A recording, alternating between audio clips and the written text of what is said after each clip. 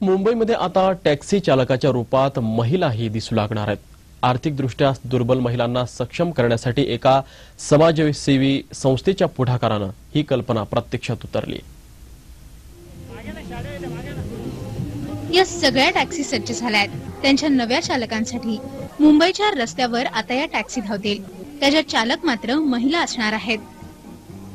आर्थिकदृष्ट्या दुर्बल महिलांना स्वावलंबी करणं हा त्यामागचा हेतू आहे। स्त्री शक्ती संघटनेच्या वतीनं आज या गाड्यांची चावी चालक मालक महिलांकडे सोपवण्यात आली। यासाठी ऑगस्टमध्ये जाहिरात देण्यात आली होती। त्याला सुमारे 150 महिलांनी प्रतिसाद दिला। त्यातल्या 30 महिलांना गाडी चालवण्याचं प्रशिक्षण देण्यात आलं। 20 ऑगस्ट पासून आमची 3 महिन्याची ट्रेनिंग चालू झाली।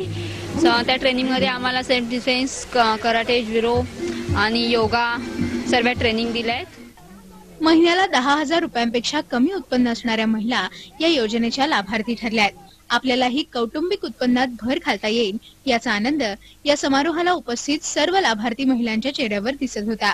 या उपक्रमाचं केंद्रीय महिला आणि बालविकास मंत्री रेणुका चौधरी यांनीही कौतुक केलं।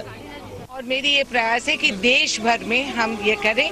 और उदाहरण के लिए मेरी अपनी क्षेत्र खम्मम में हम लेडीज ट्रेनिंग क्लासेस हम शुरुआत कर रहे हैं। हम we are not empowering the empowered, जिसको जरूरत है, जो हमारे सोसाइटी में जिनको इकोनॉमिक बैकवर्ड कहते हैं वो स्टार्टर्स है हमारी ये महिलाएं।